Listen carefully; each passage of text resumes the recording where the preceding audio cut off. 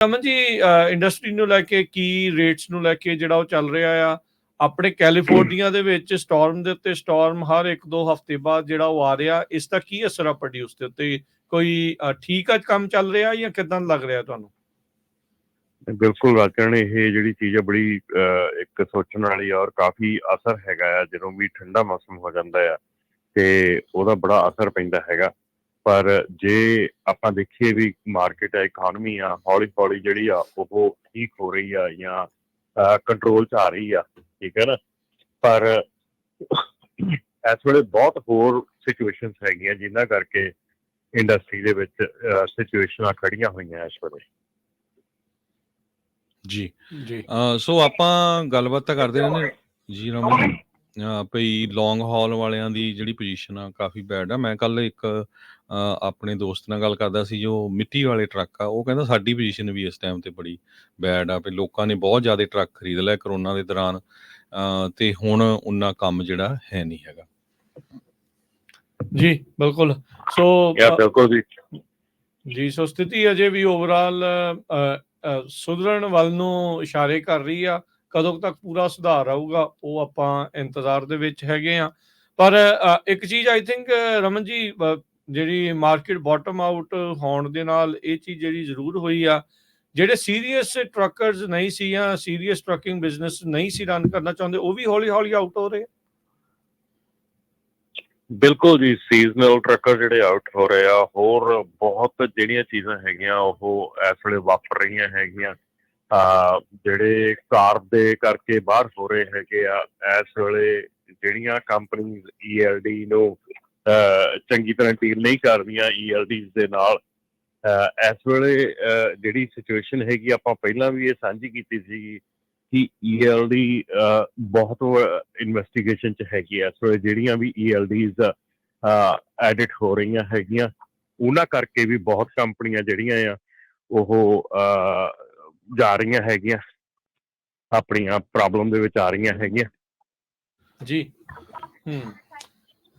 ਸੋ ਜਿਹੜੀ ਇਸ ਵੇਲੇ ਇੱਕ ਪਬਲਿਕਲੀ ਟ੍ਰੇਡਡ ਕੰਪਨੀ ਜਿਹੜੀ ਆ ਉਹ ELD ਦੀ ਜਿਹੜੀ ਅੰਡਰ ਇਨਵੈਸਟੀਗੇਸ਼ਨ ਆ, ਤੇ ਇਸ ਕਰਕੇ ਜੇ ਤੁਹਾਡੀ ELD ਜਿਹੜੀ ਆ ਉਹ ਤੁਸੀਂ ਯੂਜ਼ ਕਰਦੇ ਜਿਹੜੀ ਐਡਿਟ ਹੁੰਦੀ ਆ, ਤਾਂ ਉਹਦੇ ਵਿੱਚ ਡੈਫੀਨੇਟਲੀ ਤੁਹਾਨੂੰ ਸੋਚਣ ਤੇ ਮਜਬੂਰ ਹੋਣਾ ਚਾਹੀਦਾ ਕਿ ਕੱਲ੍ਹ ਨੂੰ ਤੁਹਾਡਾ ਸਾਰਾ ਆਪਰੇਸ਼ਨ ਜਿਹੜਾ ਉਹ ਠੱਪ ਹੋ ਸਕਦਾ ਆ।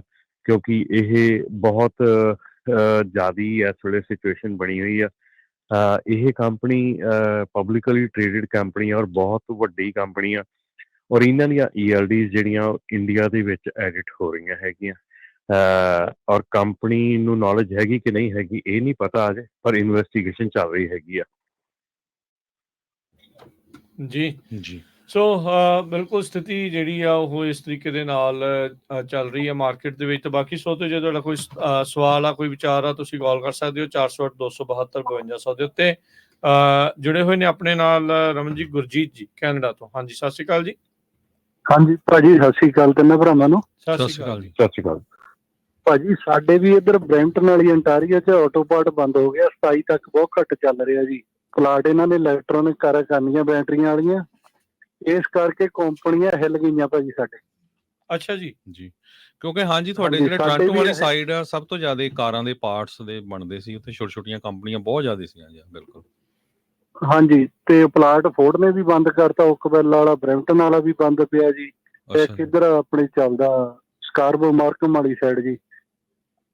ਤੇ ਇਹਦਾ ਫਿਰ ਹੁਣ ਇਹਦਾ ਮਤਲਬ ਫਿਰ ਬਹੁਤ ਮਾੜਾ ਅਸਰ ਹੋਊਗਾ ਇਕਨੋਮਿਕਲੀ ਉੱਥੇ ਇੰਨੇ ਪਲਾਂਟ ਬੰਦ ਹੋਣ ਦਾ? ਭਾਜੀ ਸਾਡੇ ਖਬਰ ਆ ਰਹੀ ਆ 1000 ਕੰਪਨੀ ਨੇ ਐਪਲੀਕੇਸ਼ਨ ਦੇ ਦਿੱਤੀ ਆ ਬੈਂਕਰਪਸੀ ਦੀ। 4500 ਲੜੀ ਬਿਜ਼ਨਸ ਬੈਂਕਰਪਟ ਹੋ ਚੁੱਕਾ ਹੈ। ਵਾਓ। ਤੇ ਸਾਡੇ ਝੜੀ ਲੱਗਣੀ ਹੈ ਜੀ ਜੂਨ ਜੁਲਾਈ ਤੱਕ ਬੈਂਕਰਪਸੀਆਂ ਦੀ। ਇਹੀ ਸਾਡੇ ਰੀਅਲ ਸਟੇਟ ਦਾ ਘਰਾਂ ਦਾ ਹਾਲ ਹੈ ਜੀ। ਤੁਹਾਡੀ ਕੈਨੇਡਾ ਦੀ ਸਥਿਤੀ ਕੋਈ ਜ਼ਿਆਦਾ ਚੰਗੀ ਨਹੀਂ। ਹਾਂਜੀ, ਸਾਡੇ ਹਾਲਾਤ ਤੁਹਾਡੇ ਨਾਲੋਂ ਜ਼ਿਆਦਾ ਖਰਾਬ ਹੋਣੇ, ਕਿਉਂਕਿ ਸਾਡੇ ਨਾ ਜਿਹੜੇ ਟਰੱਕਿੰਗ ਕੰਪਨੀ ਵਾਲੇ ਸੀ ਇਹਨਾਂ ਨੇ ਰੀਅਲ ਸਟੇਟ 'ਚ ਪੈਸਾ ਬਹੁਤ ਲਾਤਾ ਭਾਜੀ ਜੀ। ਇਹਨਾਂ ਨੇ ਘਰ ਜਾੜ ਆਵਾ ਗੋਲੀ ਚੱਕ ਲਏ, ਉਹ ਪ੍ਰਾਪਰਟੀਆਂ ਵੀ ਖਰੀਦ ਲਈਆਂ ਜਿਹੜੀਆਂ ਗ੍ਰੀਨ ਬੈਲਟ 'ਚ ਸੀ, ਜੇ ਕੋਈ ਯਾਰਡ ਬਣੇ ਨਹੀਂ ਸਕਦੇ ਸੀ। 300 ਯਾਰਡ ਸਾਡੇ ਇੱਥੇ ਕੈਲਡਨ ਦੀ ਮੇਅਰ ਨੇ ਖਾਲੀ ਕਰਾਇਆ ਜੀ। ਰਾਤੋਂ ਹਾਂ। ਰਾਤ ਤੁਹਾਡੇ ਪ੍ਰਾਈਸਾਂ ਹਜ਼ਾਰਾਂ ਦੇ ਹਿਸਾਬ ਨਾਲ ਵੱਧਦੀਆਂ ਸੀਗੀਆਂ ਘਰਾਂ ਦੀਆਂ ਤੇ ਜਿਹੜਾ ਜੀ ਅਨਥਿੰਕੇਬਲ। ਹਾਂਜੀ, ਜਿਹੜਾ ਪੀਟਰਬੈਲਟ ਸਾਡੇ ਟਰੱਕ 2,30,000 ਦਾ ਮਿਲਦਾ ਸੀ ਜੀ, ਹੁਣ ਜਿਹੜੇ ਤੁਸੀਂ ਗੱਲ ਕਰਦੇ ਗਰੁੱਪ ਦੀ, ਇਹਨੀ ਇੱਕ 49 ਦੇ ਲਾਏ ਵਾ। ਰਮਨ ਭਾਜੀ, ਲੋਕਾਂ ਨੂੰ ਲੈਣੇ ਚਾਹੀਦੇ ਕਿ ਨਹੀਂ ਲੈਣੇ ਚਾਹੀਦੇ? ਟਰੱਕ ਬਹੁਤ ਸਸਤੇ ਕਰਤੇ ਜੀ। ਨਹੀਂ ਜੀ, ਬਿਲਕੁਲ ਨਹੀਂ ਲੈਣੇ ਚਾਹੀਦੇ। ਮੈਂ ਨਹੀਂ, ਪਰ ਹੁਣ ਤਾਂ 1 ਲੱਖ ਸਸਤਾ ਆ ਰਮਨ ਜੀ, ਕਿ ਨਹੀਂ?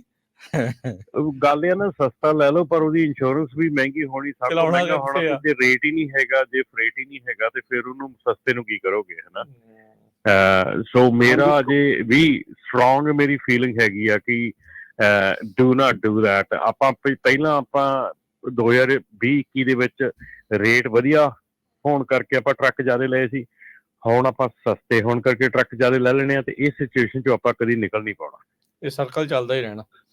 ਹਾਂ ਹਾਂਜੀ, ਸਾਡੇ ਕਾਫੀ ਫਰੈਂਡ ਲਈ ਜਾਂਦੇ, ਅਸੀਂ ਰੋਕ ਰਹੇ ਉਹਨਾਂ ਨੂੰ, ਉਹ ਮੰਨਦੇ ਨਹੀਂ। ਮੈਂ ਰਮਨ ਭਾਜੀ ਨੇ ਵੀਡੀਓ ਵੀ ਪਾਈ ਸੀ ਨਾ ਟਿਕਟੋਕ ਤੇ ਇੱਕ ਦਿਨ, ਵੀ ਕਿੱਦਾਂ ਫਰਾਡ ਹੋਇਆ ਸੀ ਲੋਕਾਂ ਨਾਲ ਲੀਜ਼ਿੰਗ ਕੰਪਨੀ ਦਾ ਨਾ।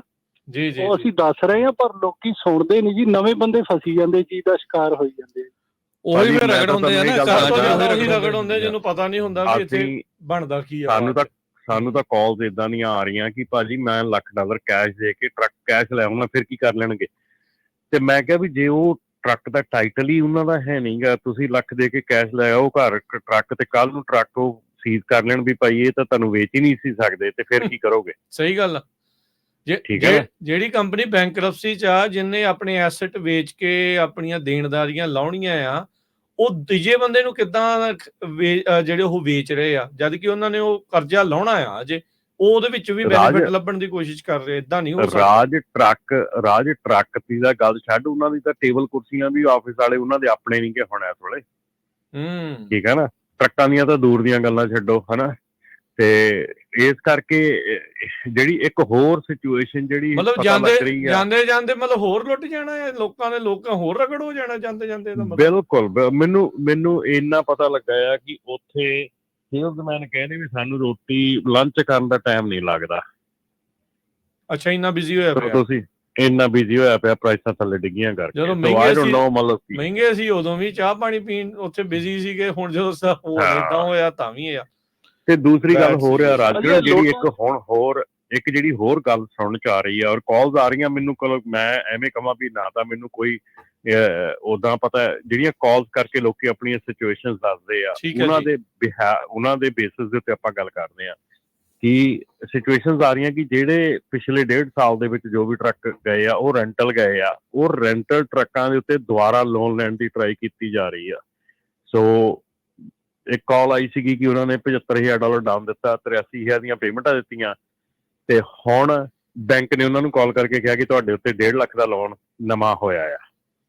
ਅੱਛਾ। ਸੋ ਉਹਨਾਂ ਟਰੱਕ 6 ਲੱਖ ਚੱਲ ਚੁੱਕਾ ਹੈ, ਤੇ ਹੁਣ 1.5 ਲੱਖ ਦਾ ਲੋਨ 6 ਲੱਖ ਚੱਲੇ ਟਰੱਕ ਨੇ ਕਿੱਥੋਂ ਲਾ ਦੇਣਾ ਹੈ? ਸੋ ਸੈਂਸ ਇਹ ਆ ਕਿ ਜੇ ਤੁਸੀਂ ਲੀਜ਼ ਟੂ ਓਨ ਜਾਂ ਕੋਈ, ਦੇਖੋ ਹੋਰ ਬੜੀਆਂ ਡੀਲਰਸ਼ਿਪਾਂ ਹੈਗੀਆਂ, ਹੋਰ ਬੜੀ ਦੁਨੀਆ ਬੈਠੀ ਜਿਹੜੀ ਟਰੱਕ ਵੇਚਦੀ ਹੈ, ਸਹੀ ਜੈਨੂਇਨ ਵੇਚਦੀ ਹੈ ਯਾਰ। ਇਹ ਕਿਉਂ ਨਹੀਂ ਮਤਲਬ ਕਿ ਸਮਝ ਆ ਰਹੀ ਵੀ ਉੱਥੇ ਹੀ ਜਾਣਾ, ਜ਼ਰੂਰ ਜਾਣਾ? ਮਤਲਬ ਅਸੀਂ ਬਾਰ-ਬਾਰ ਤੁਹਾਨੂੰ ਕਹਿ ਰਹੇ ਹਾਂ। ਤੇ ਜਿੱਦਾਂ ਹੁਣ ਭਾਜੀ ਹੁਣੀ ਕੈਨੇਡਾ ਵਾਲੇ ਵੀ ਕਹਿ ਕੇ ਗਏ, ਨਵੇਂ ਬੰਦੇ ਫਸਦੇ ਆ, ਵੀ ਨਵੇਂ ਬੰਦੇ ਨੂੰ ਇੰਨੀ ਨਹੀਂ ਅਕਲ ਹੈਗੀ ਵੀ ਤੁਸੀਂ ਕਿਸੇ ਕੋਲੋਂ ਪੁੱਛ ਲਓ ਯਾਰ, ਕਿਸੇ ਨਾਲ ਗੱਲ ਕਰ ਲਓ ਐਟਲੀਸਟ। ਨਹੀਂ, ਐਕਚੁਅਲੀ ਨਾ ਰਮਨ ਜੀ, ਇਹ ਨਾ ਚਲੋ ਸੌਰੀ ਟੂ ਸੇ, ਪਰ ਇਹ ਫਿਤਰਤ ਜੀ ਬਣੀ ਹੈ, ਕਹਿੰਦੇ ਵੀ ਕਿਸੇ ਹੋਰ ਨੂੰ ਪਤਾ ਨਾ ਲੱਗ ਜੇ, ਮੈਂ ਜਲਦੀ ਡੀਲ ਕਲੋਜ਼ ਕਰ ਲਵਾਂ, ਵੀ ਖੌਰੇ ਵੀ ਮੈਨੂੰ ਹੀ ਪਤਾ ਆ, ਕਿਸੇ ਹੋਰ ਨੂੰ ਪਤਾ ਨਹੀਂ ਆ। ਵੀ ਭਾਈ ਤੁਹਾਡੇ ਪਹਿਲੋਂ ਵੀ ਬੰਦੇ ਇੱਥੇ ਆ, ਉਹ ਚਿਰਾਂ ਤੋਂ ਕਰ ਰਹੇ ਆ, ਉਹ ਜੇ ਉਹ ਨਹੀਂ ਖਰੀਦ ਰਹੇ ਉਹਦੀਆਂ ਚੀਜ਼ਾਂ, there is a reason behind it. ਉਹ ਕਾਰਨ ਹੁੰਦਾ ਉਹ ਚੀਜ਼ਾਂ ਦਾ। ਸੋ ਥੋੜਾ ਜਿਹਾ ਠੰਡੇ ਦਿਮਾਗ ਦੇ ਨਾਲ ਇਹ ਚੀਜ਼ਾਂ ਸੋਚਣ ਦਿੰਦੀਆਂ। ਤੁਸੀਂ ਲੌਂਗ ਟਾਈਮ ਦੇ ਲਈ ਇੱਥੇ ਆ, ਤੁਸੀਂ ਸ਼ਾਰਟ ਟਾਈਮ ਲਈ ਥੋੜੀ ਆਏ ਇੱਥੇ ਜੀ। ਜਿੱਦਣ ਮੌਕਾ ਆ ਗਿਆ ਅਸੀਂ ਆਪ ਤੁਹਾਨੂੰ ਕਹਿ ਦੇਣਾ ਆ, ਅਸੀਂ ਆਪ ਹੀ ਉਹ ਚੀਜ਼ ਕਵਾਂਗੇ ਭਾਈ ਹਾਂ ਠੀਕ ਆ, this is the right time to buy it, ਹੈ ਨਾ। ਅਸੀਂ ਸੋਚਦੇ ਸੀਗੇ ਕਿ ਜਿਹੜਾ ਆਹ ਸਾਲ ਚੜ੍ਹਨਾ ਹੈਗਾ, ਸ਼ਾਇਦ ਹੋ ਸਕਦਾ ਕਿ ਸਿਚੁਏਸ਼ਨ ਜਿਹੜੀ ਸੁਧਰ ਜਾਵੇ, ਥੋੜਾ ਠੀਕ ਹੋ ਜਾਵੇ ਕੰਮ, ਪਰ ਲੁੱਕ ਲਾਈਕ ਕਿ ਜਿਹੜੀਆਂ ਹੁਣ ਭਾਜੀ ਨੇ ਗੱਲਾਂ ਦੱਸੀਆਂ ਵੀ ਉੱਧਰ ਇੰਨਾ ਕੰਪਨੀਆਂ ਬੰਦ ਹੋ ਰਹੀਆਂ ਹੈਗੀਆਂ, ਇੰਨਾ ਕੁਛ ਹੋ ਰਿਹਾ ਹੈਗਾ, ਤੇ ਉਹਦੇ ਕਰਕੇ ਜਿਹੜਾ ਰਿਟਲ ਇਫੈਕਟ ਹੈਗਾ ਆ ਉੱਧਰ ਇੱਧਰ ਸਾਰੇ ਪਾਸੇ ਪੈਣਾ ਹੈਗਾ। ਸੋ ਇਹ ਨਹੀਂ ਵੀ ਉਹ ਇਕੱਲੀਆਂ ਕੈਨੇਡੀਅਨ ਕੰਪਨੀਆਂ ਨੂੰ ਫਰਕ ਪੈਣਾ ਹੈਗਾ, ਉਹ ਇੱਧਰ US ਦੀਆਂ ਕੰਪਨੀਆਂ ਨੂੰ ਵੀ ਬਹੁਤ ਨੂੰ ਫਰਕ ਪੈਣਾ ਹੈਗਾ ਜੀ। ਸੋ ਇਸ ਕਰਕੇ ਜਿਹੜੀ ਇਹ ਚੀਜ਼ ਹੈਗੀ ਆ, ਟਰਾਈ ਟੂ ਅੰਡਰਸਟੈਂਡ, ਸਾਡਾ ਕੋਈ ਕੋਈ ਪਰਸਨਲ ਸਾਡਾ ਕੋਈ ਬੈਨੀਫਿਟ ਨਹੀਂ ਹੈਗਾ ਜੇ ਤੁਸੀਂ ਟਰੱਕ ਲੈ ਲਓਗੇ ਤੇ ਨਾ ਲਓਗੇ, ਦੋਨਾਂ ਦੇ ਵਿੱਚ ਹੀ। ਥੈਂਕ ਯੂ ਗੁਰਜੀਤ ਜੀ ਠੀਕ ਹੈ। ਕਾਲ ਦੇ ਲਈ, ਮਿਹਰਬਾਨੀ। ਥੈਂਕ ਯੂ ਭਾਜੀ। ਜੀ ਬਿਲਕੁਲ Thank you.